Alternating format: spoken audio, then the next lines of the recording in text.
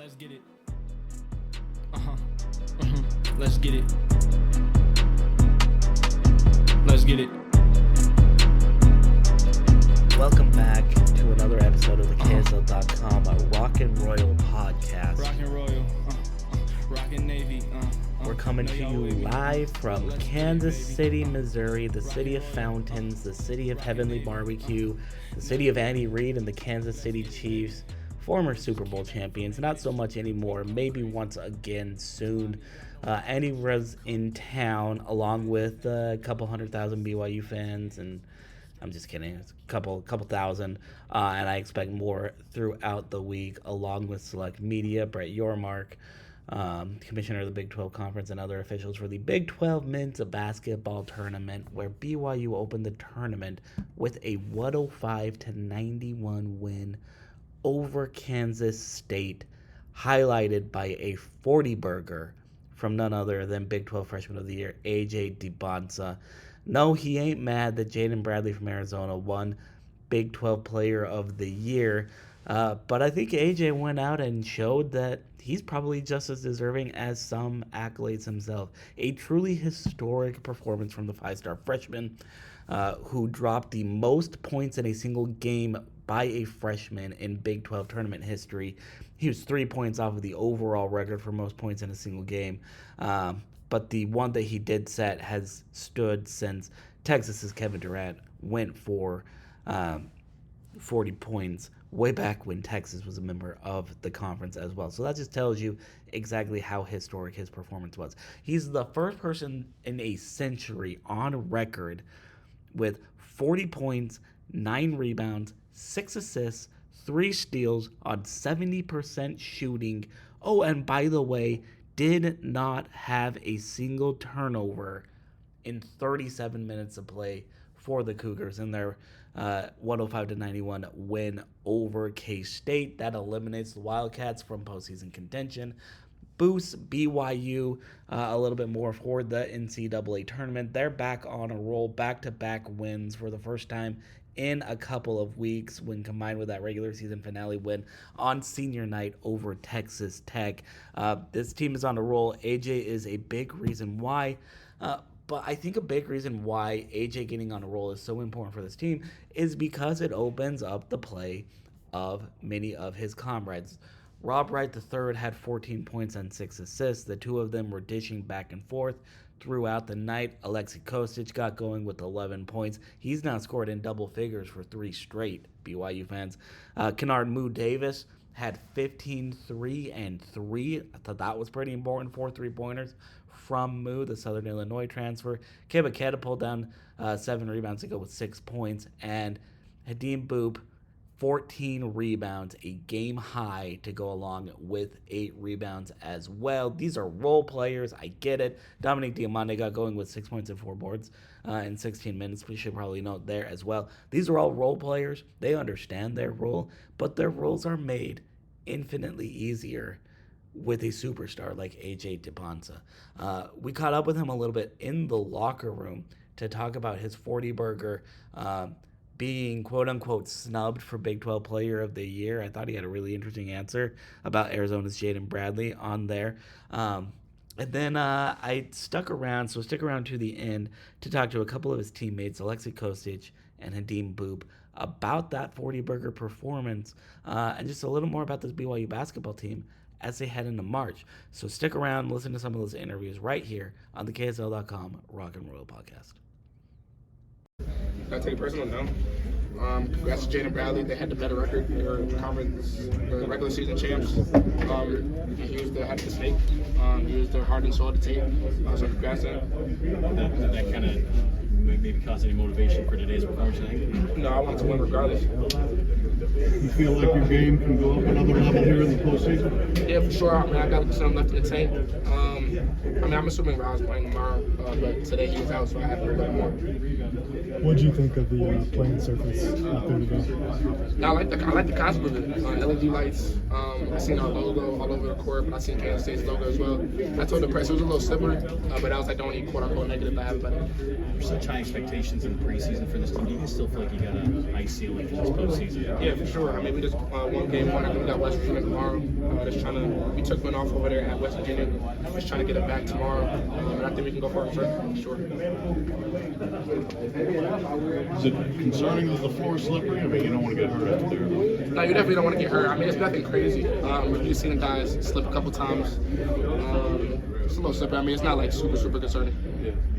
How did your skill set come together as you were growing up? I was always taller than a lot of people, but around like when I was like 8, Marvin Hicks, shout out Marvin Hicks, he's from Brockton. I played on his AAU program, and he was like, for some reason I don't see you as a big. And I had to do a whole bunch of dribbling drills, and I was just taller than everybody else, and it kind of worked out. D-Book come through with the PEs for you? Yes, shout out Book. Book 2 PEs, fire. I knew I was going to wear them. Did he hook those up for the team? Yeah, the whole team got them. Yeah, it was fire for sure. Thank you. Nice game for you, though. A couple 3-pointers in there, double-digit scoring. When AJ got going there a little bit in the second half, it seems like it kind of opened you up a little bit. Just how much fun is it to play with him, and how people talk about what's beneficial for his game a lot, but it seems like he's pretty beneficial for your game. Yes, I think it's both ways. I think for me it's beneficial, of course, because the defense is focused on him, of course, so that leaves me like for shots. And then for him, it's I think also very beneficial because then when I make some, then they also have to like kind of worry about me, so then that leaves him more space to attack. Yeah, for sure. Yeah. What got going for you guys overall after halftime? It seemed like there was a lot of juice off of that dunk right at halftime by AJ. And did you guys kind of carry that in the locker room? Yeah, I think what you said, like just the juice, the energy. Then guys like Dominique came in and Khadim brought in just so much energy, and I think that was like the main thing. Yeah. I'm glad you brought up Khadim because he was a monster on the board. You guys just crushed it on the glass. How big was that in terms of just kind of momentum swing, being able to dominate the glass? I mean, it's huge. I think especially like now in the postseason, like those kind of plays, that's what like makes the difference. Like the 50-50 balls, the rebounds, the hustle plays, and like just playing with a lot of energy. This guy sitting next to you, Khadim, he seems to be the most popular guy on campus right now. Do you know what that's about? Yeah, of course I know.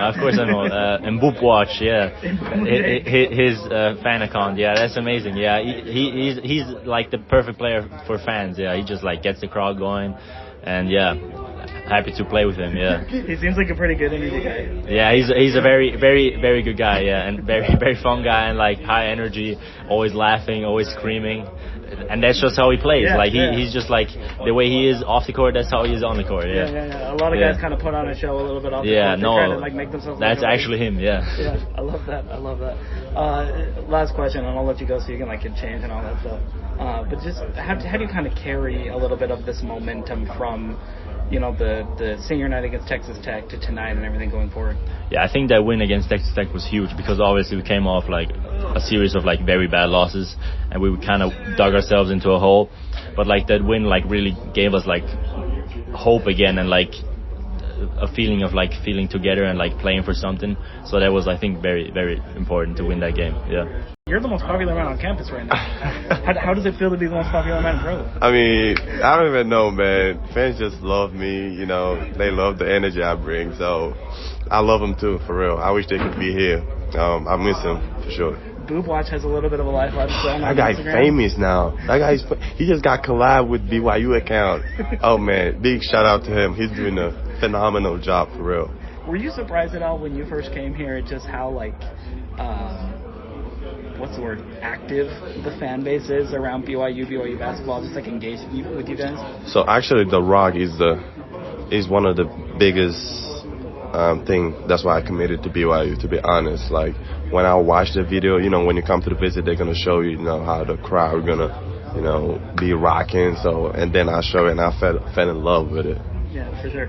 I should mention from this game, you're also getting it done on the court. You had a team-high rebound today. It feels like rebounding was a really big key to kind of controlling that second half against K-State. Just how big was, for that moment, how much pride do you take in being able to own the glass?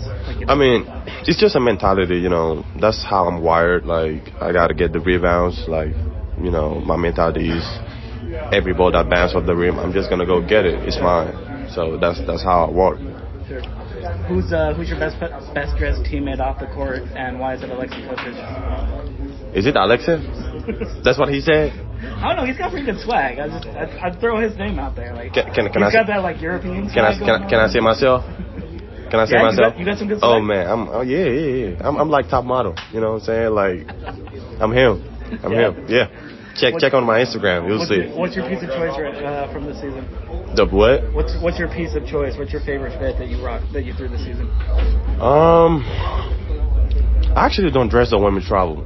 I just dress, occasionally from time to time and then post it on Instagram. I was gonna say, it seems like your best ones have been at home, obviously. So. Yeah. I don't really like show my dress out here, so it's all good. That's for sure. Yeah. Last one, and I'll let you go. But how do you guys kind of carry the momentum that you guys have had, not just from this game, the last 2 games, Texas Tech and then K-State, sort of into the postseason? How do you kind of carry that through? It's just like keep the intensity. We played hard. The Texas State. It happens. Like, remember the Iowa State game, and then we kind of dropped down a little bit. We lost against UCF, and then Cincinnati was, and then we got it back against Texas Tech. So we just gotta keep the same intensity going. Yeah. That's your final locker room. Oh yeah, it's me for sure. G up on our side, so we never pressed. Praying meetings every day, so we never stressed. Rockin' Royal, rockin' Navy. Know you with me, let's get it, baby. Rockin' Royal, rockin' Navy. Know you with me, let's get it, baby.